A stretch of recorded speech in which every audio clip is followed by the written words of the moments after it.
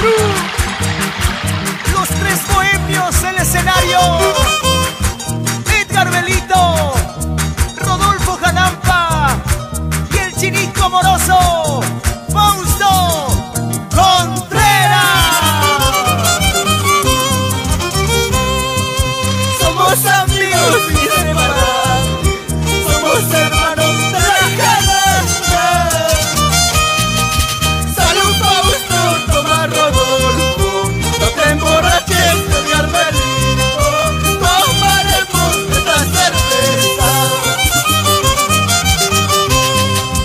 Somos amigos inseparables, somos hermanos de la canasta. Salud, Fausto, toma, Rodolfo, no te emborraches, Edgar Belito, tomaremos esta cerveza.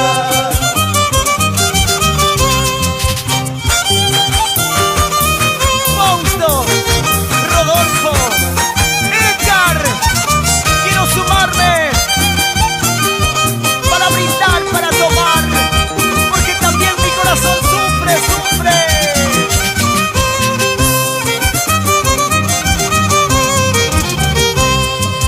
Dame una escoba y yo te aconsejo, mientras que vivas, goza la vida.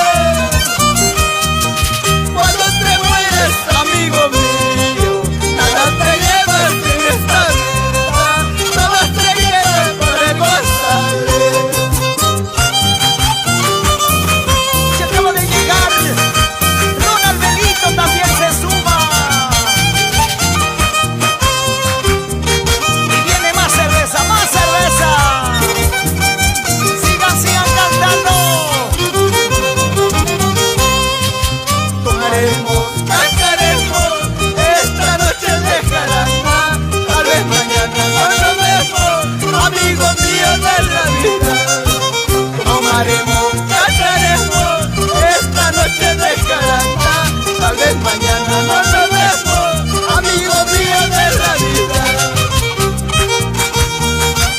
El amigo de todos, Ronald Belito, se trae una caja de cerveza. ¡Qué bueno, qué bueno! Ahí viene, con 10 cajas de cerveza, Edgar Belito. Así, así, así, así, así.